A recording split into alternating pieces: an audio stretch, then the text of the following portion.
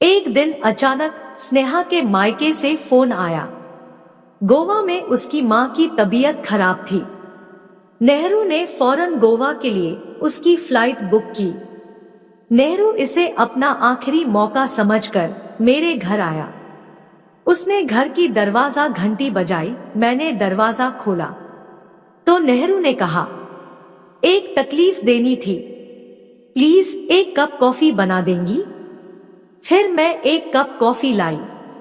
मैं जैसे ही अंदर आई तो नेहरू ने दरवाजा अंदर से बंद कर लिया। मैं जैसे ही सीधी हुई, नेहरू ने मेरे कंधे पर हाथ रखा और कहा, बैठो न, कब से तुमसे कुछ कहना चाह रहा था। फिर अचानक से मेरे साथ हो। दोस्तों, कहानी में आगे बढ़ने से पहले ऐसे ही और भी इंटरेस्टिंग कहानियां सुनने के लिए हमारे चैनल को अभी सब्सक्राइब करो और हाँ, वीडियो को लाइक करना मत भूलना। दोस्तों, मेरा नाम अद्विता है। मेरा उम्र 29 साल हो रहा है। हमारे बराबर वाले फ्लैट में एक नए किराएदार आए थे। एक दिन उन्होंने हमें डिनर पर बुलाया। मैं अपनी बेटी प्रीति के साथ अंदर आई। स्नेहा ने अपने परिवार से मेरा परिचय करवाया। स्नेहा का पति नेहरू तो मुझे देखता ही रह गया। जीन्स टॉप, कंधे तक लहराते बाल, सलीके से किया गया मेकअप, मैं बहुत आकर्षक लग रही थी। नेहरू मेरे रूप सौंदर्य में घिरा बैठा रहा। उसका मेरे चेहरे से नजरें हटाने का मन नहीं कर रहा था। मैं और स्नेहा बातों में व्यस्त थी। नेहरू कनखियों से मुझे को निहार रहा था, फिर हमारी बातों की तरफ कान लगा दी। मैं दवाओं की एक कंपनी में प्रोडक्ट मैनेजर थी। ऑफिस के कुछ सहकर्मियों ने मुझे यह फ्लैट दिलवाया। इस सोसाइटी में मेरा अच्छा फ्रेंड सर्कल हो गया था। फिर खाने की तारीफ करते हुए मैंने और प्रीति ने सबके साथ डिनर किया और फिर थैंक्स बोलकर घर चल दिए। मैं प्रीति को अपनी कार से स्कूल छोड़ती, वहां से शाम को लेकर लौटती। प्रीति बहुत ही प्यारी और समझदार बच्ची है। मैंने उसे बहुत सारे मैनर्स सिखा रखे थे। मैं दिन में व्यस्त रहती और शाम को खाली होती तो स्नेहा से मिलती, तो कभी उसे अपने यहाँ कॉफी के लिए बुला लेती, तो कभी मैं खुद स्नेहा के पास आ जाती। स्नेहा को भी मेरा साथ काफी अच्छा लगता। कुछ महीनों की दोस्ती के बाद स्नेहा भी काफी घुल मिल गई थी। उधर नेहरू मुझसे बात करने का मौका ढूंढता रहता, लेकिन नेहरू के ऑफिस से आने के बाद मैं कभी स्नेहा के घर नहीं जाती थी। शुक्रवार को प्रीति को तेज बुखार आ गया। मैं भागी भागी स्नेहा के घर गई। स्नेहा ने दरवाजा खोला। मैं कहने लगी, प्रीति को बहुत तेज बुखार है, क्या कोई डॉक्टर है? स्नेहा बोली, हाँ हाँ, अंदर आ जाओ, मैं नंबर देती हूँ। नेहरू ड्राइंग रूम में पेपर पढ़ रहा था। वो फौरन उठकर खड़ा हो गया। मुझको देखकर उसका चेहरा खिल उठा। नाइट सूट में मैं बहुत ही आकर्षक लग रही थी। फिर वो कुछ देर मेरी खूबसूरती निहारता रहा। फिर वो चिंतित स्वर में बोला, मैं डॉक्टर को फोन करता हूँ। नहीं थैंक्स, आप मुझे नंबर दें, मैं कर लूंगी। फिर स्नेहा मेरे साथ चल दी।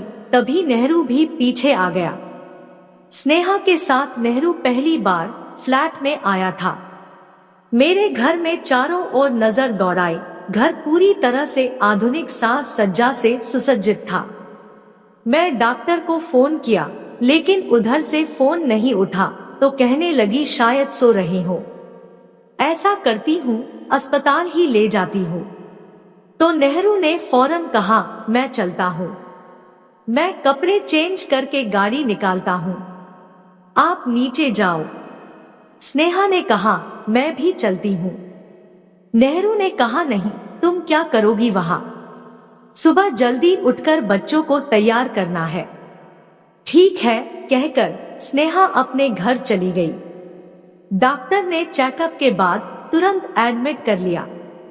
1 घंटे में मेरी कई सहेलियां और दोस्त पहुंच गए।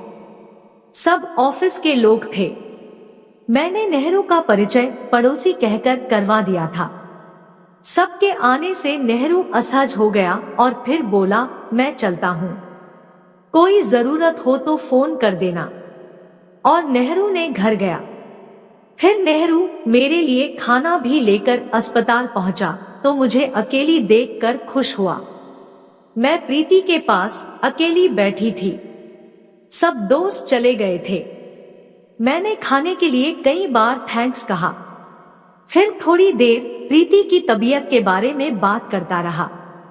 वह अपनी तरफ से मुझको प्रभावित करने का कोई मौका नहीं छोड़ना चाहता था। तभी मेरी एक सहेली भी खाना ले आई तो मैं हंस पड़ी और बोली, मेरा ध्यान रखने वाले कितने लोग हैं यहाँ। थोड़ी बहुत बातों के बाद नेहरू घर लौट गया था। फिर शाम को स्नेहा मेरे लिए डिनर लेकर गई। मैंने प्यार से स्नेहा का हाथ पकड़ लिया। आप मेरे लिए कितना कर रही हैं? तो क्या हुआ अद्विता, हम पड़ोसी हैं, इतना तो हमारा फर्ज बनता है। तुम बेकार की औपचारिकता में न पड़कर बस प्रीति की देखभाल करो। और हाँ, सुबह तुम ऐसे ही उठकर आ गई थी। ऐसा करो, मैं यहाँ बैठी हूँ, जो चाहिए जाकर ले आओ। नेहरू फौरन खड़ा हो गया। आइए मैं ले चलता हूँ। मैंने हाँ में सिर हिलाया तो नेहरू का मन खिल उठा। कार में बस वह और मैं थे। नेहरू चोर नजरों से लगातार मुझे देखे जा रहा था, लेकिन अपने मन के चोर को उसने किसी भी हाव भाव से बाहर नहीं आने दिया। वो बाहर से एकदम शिष्ट सभ्य पुरुष बना हुआ था, लेकिन अंदर ही अंदर मन में एक अकेली औरत को प्रभावित करने का कोई मौका हाथ से नहीं जाने देना चाहता था। मैं उसके इरादे पूरी तरह भांप चुकी थी। अगले दिन मैंने ऑफिस से छुट्टी ले ली, क्योंकि मेरी कुछ फ्रेंड्स प्रीति को देखने आए थे। कुछ दिन और बीत गए। अब हम और प्रीति स्नेहा से और खुल चुके थे। कभी कभी नेहरू टूर पर होता तो तीनों मूवी देखने जाती थी। एक दिन अचानक स्नेहा के मायके से फोन आया। गोवा में उसकी मां की तबीयत खराब थी। नेहरू ने फौरन गोवा के लिए उसकी फ्लाइट बुक की। नेहरू इसे अपना आखिरी मौका समझकर मेरे घर आया। उसने घर की दरवाजा घंटी बजाई। मैंने दरवाजा खोला तो नेहरू ने कहा, एक तकलीफ देनी थी, प्लीज एक कप कॉफी बना देंगी? पता नहीं स्नेहा ने कहाँ रखी है, मिल नहीं रही है। सर में बहुत दर्द हो रहा है। आपको कोई प्रॉब्लम तो नहीं होगी ना? अरे नहीं, आप चलिए, मैं लाती हूँ। मुझे उसके इरादे ठीक नहीं लगे, पर मैंने सोचा शायद ऐसा मेरा ही वहम हो। फिर मैं एक कप कॉफी लाई। मैं जैसे ही अंदर आई तो नेहरू ने दरवाजा अंदर से बंद कर लिया। मैं जैसे ही सीधी हुई, नेहरू ने मेरे कंधे पर हाथ रखा और कहा, बैठो न, कब से तुमसे कुछ कहना चाह रहा था। फिर अचानक से मेरे साथ वो सब कुछ किया जो करना चाहता था।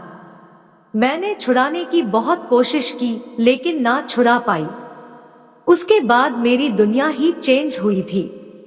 तो दोस्तों, ऐसे ही और भी इंटरेस्टिंग कहानियां सुनने के लिए हमारे चैनल को अभी सब्सक्राइब करो और हाँ, वीडियो को लाइक करना मत भूलना। धन्यवाद।